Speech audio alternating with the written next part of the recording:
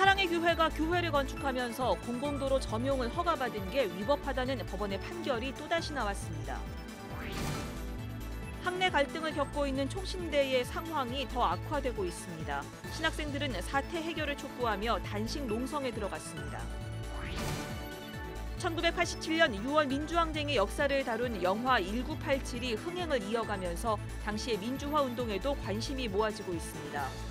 30년 전 민주항쟁 속 개신교계의 역할을 돌아봤습니다.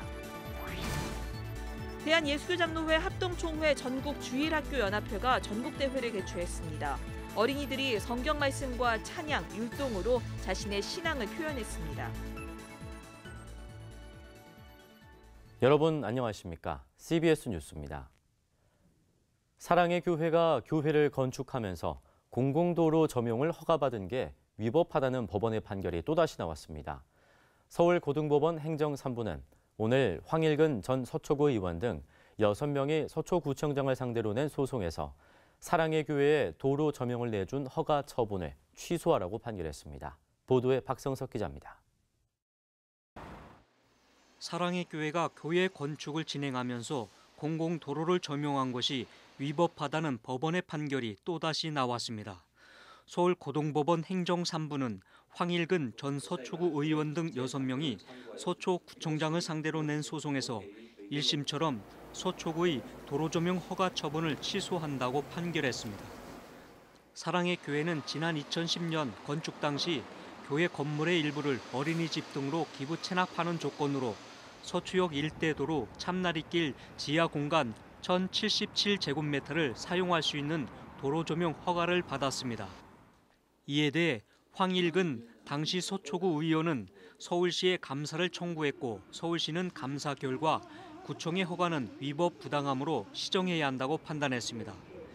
그러나 서초구가 감사 결과에 불복하자 황 의원을 비롯한 서초구민 6명이 주민소송단을 꾸려 서초구청장을 상대로 지난 2012년 8월 행정소송을 제기했습니다.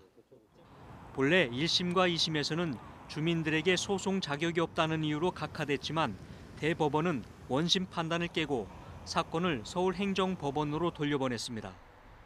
사건을 재심리한 서울행정법원은 지난해 1월 서초구가 사랑의 교회에 공공도로 점용을 허가한 처분을 취소하라고 판결했습니다.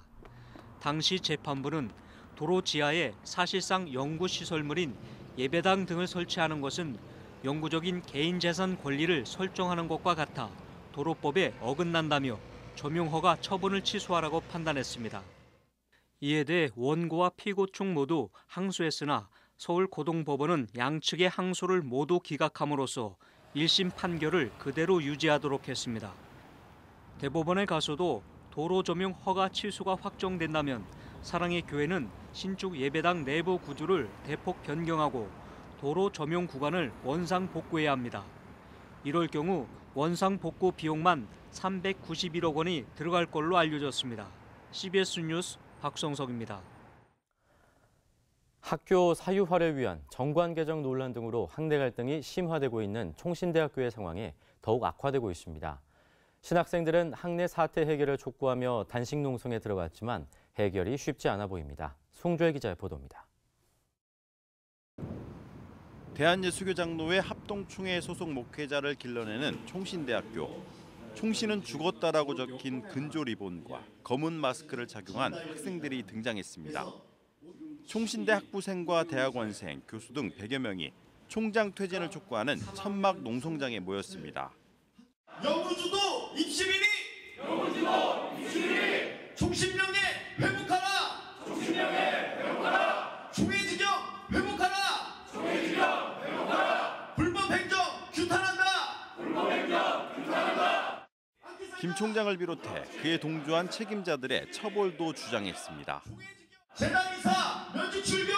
재단이사 면직 출교! 보직교수 면직 출교! 보직교수 면직 출교! 단식투쟁 일사가고! 단식투쟁 일사가고! 하나님과 역사 앞에!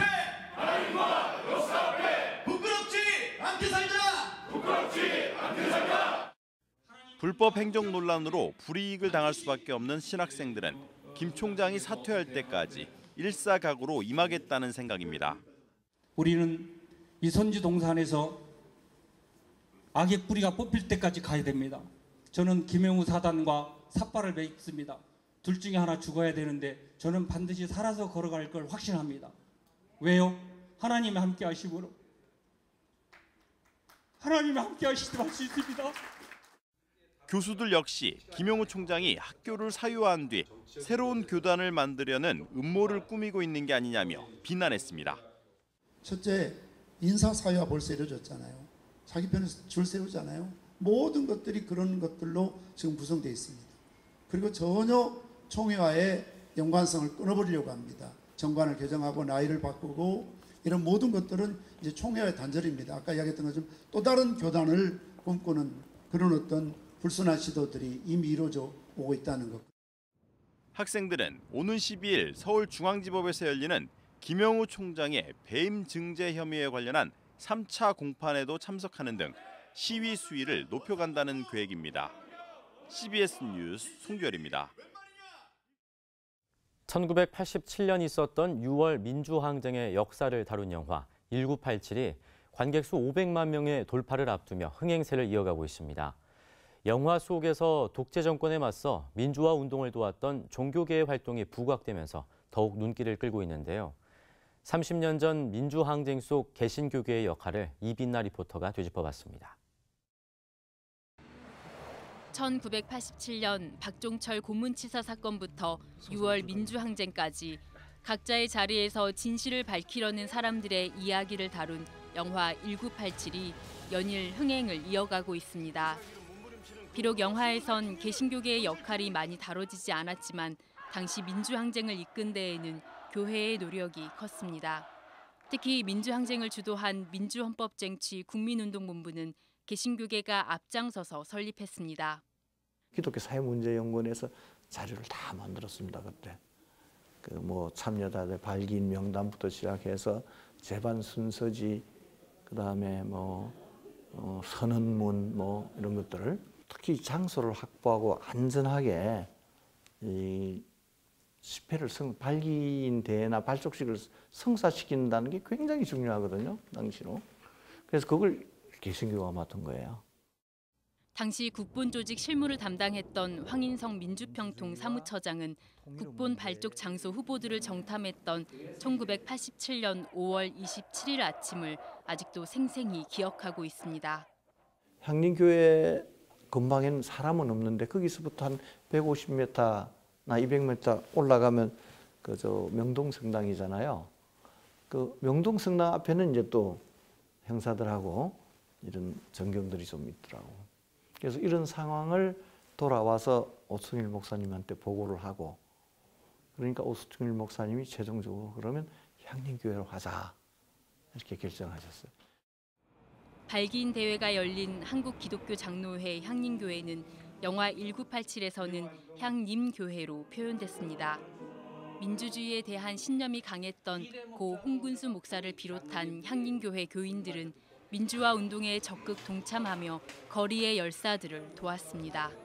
특히 명동성당 앞에서 체류탄 엄청나게 터지면 들어와서 씻을 때가 이제 대표적으로 향림교회 가면 다 이제 그런 걸 씻을 수도 있고, 향림교회는 어떤 성역화되어 있는 적이라서 사람들이 가다 수배 중이나 이렇게 하면은 급히 피신할 때도 하기도 하고.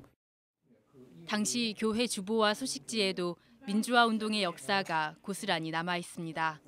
그때 대학생 신분으로 향림교회에 출석했던 최운석 장로는 대부분의 교인들이 거리로 나갔다고 회상했습니다.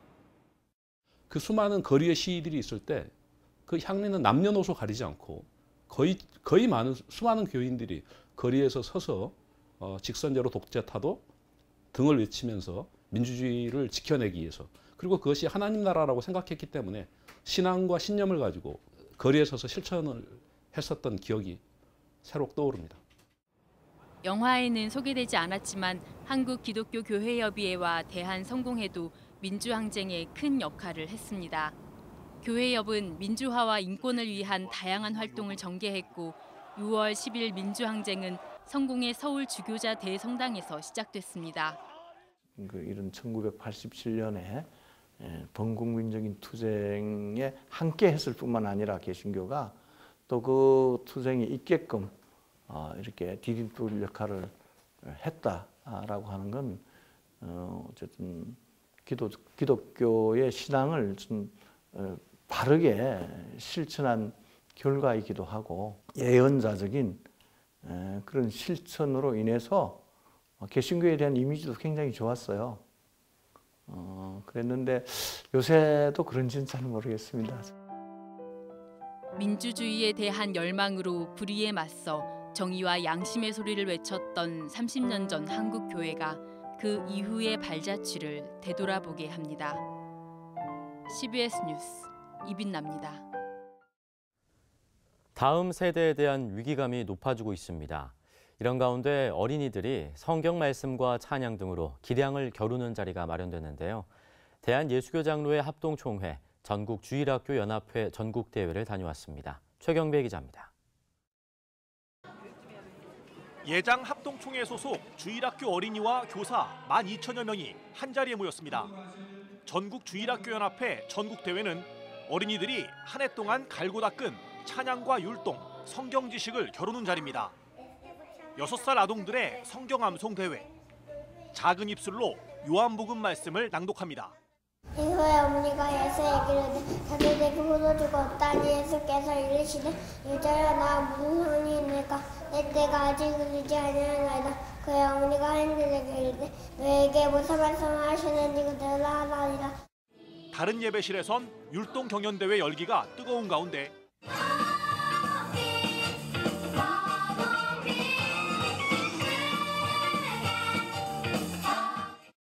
아름다운 화음을 뽐내는 합창대회도 열렸습니다.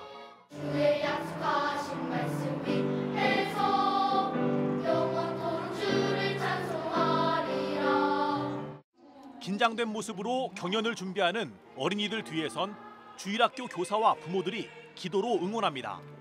아이들도 그러고요. 교사들도 이런 대회에 나가보고 싶어하고 아이들도 굉장히 즐거워하거든요. 그래서 대회가 1년에 한 번 있는데도 되게 기다리고 준비하고 그랬거든요. 그래서 더 많이 대회가 더 많았으면 좋겠어요. 이번 전국대회에는 예장 합동총회에 속한 82개 노회가 참가했습니다. 각 노회마다 자체 예선대회를 거쳐 대표를 선발해 전국대회로 모였습니다. 다음 세대를 하나님의 자녀로 세우기 위해서, 바로 세우기 위해서 우리 전국주일학교연합회가 47년째 행하는 자부심을 갖고 하는 행사이고 또 다음 세대를 참 자라서 이 사회에 빛이 되고 등불이 되라는 의미에서 자부심을 가지고 하고 있습니다. 전국대회는 순위를 정하는 경연대회지만 순위에 집착하기보다 어린이들에게 신앙의 중요성을 알리고 하나님 안에서 꿈을 키워주는 자리로 자리매김하고 있습니다. CBS 뉴스 최경배입니다. 대한예수교장로회 통합과 합동총회 등 대형 교단 중심의 연합기구 한국교회총연합이 오늘 서울 종로구에 있는 한국기독교회관에서 현판식과 기자간담회를 열고 본격적인 출발을 알렸습니다. 한교총은 올해부터 시행되는 종교인 과세와 관련해 교회의 혼란을 줄이기 위한 교회용 매뉴얼을 제작해 배포하고 동성애와 동성결혼, 이슬람, 사이비 문제와 관련한 대책을 마련하는 등 10대 과제를 선정해 올 한 해 동안 펼쳐나갈 계획입니다. 한교총은 또 한국기독교연합과 한국기독교총연합회와의 통합에도 열린 마음으로 나설 계획이라며 한국교회가 하나 되는 일에 최선을 다하겠다고 말했습니다. 한국장로교총연합회가 오늘 경기도 안양 세중앙교회에서 신년 할애 예배를 드리고 2018년 새해를 시작했습니다. 한장총 유중현 대표회장은 올 한 해 한국교회는 영성 악화와 성장의 둔화, 이단 사이비의 도전 등 어려운 현실에 직면해 있다며 기본으로 돌아가야 한다고 말했습니다. 한장총은 평창 동계올림픽의 성공과 남북통일, 한국교회 영성 회복 등을 위해 기도했습니다.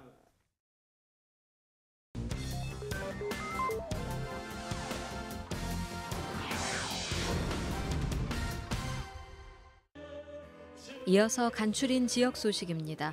대전 세로남교회가 새해를 맞아 부산 부전교회 박성규 목사를 초청해 은혜 집회를 열었습니다. 하나님 나라는 교회의 울타리를 뛰어넘어 가정과 세상을 바꾸는 쪽으로 나가야 되지만 우선적으로 하나님 나라를 가장 많이 보여줄 수 있는 것은 교회여야 하는 것입니다. 구미시 기독교 총연합회가 신년 할례회를 열고 구미 복음화와 경제 발전을 위해 함께 기도했습니다. 직전 회장 새해된 교회 이진호 목사는 꿈꾸는 일들 다 이루고 주의 능력 안에서 승리하는 한 해가 되기를 기원했습니다. 구미 기독교 총연합회는 올해 구미 서현교회 서기성 목사가 대표회장을 맡아 구미 부활절 예배 등 연합 활동을 이끌 예정입니다. 부산 CBS가 제28대 김규환 본부장의 취임 감사 예배를 드렸습니다. 김 본부장은 취임사에서 부산 CBS는 부산 지역 교회들과 함께 하나님 곁으로 가는 징검다리 역할을 하겠다고 밝혔습니다. 예배에서 부산 성시화운동 본부장 허원구 목사는 솔로몬은 하나님이 주신 지혜로 많은 열매를 맺었다.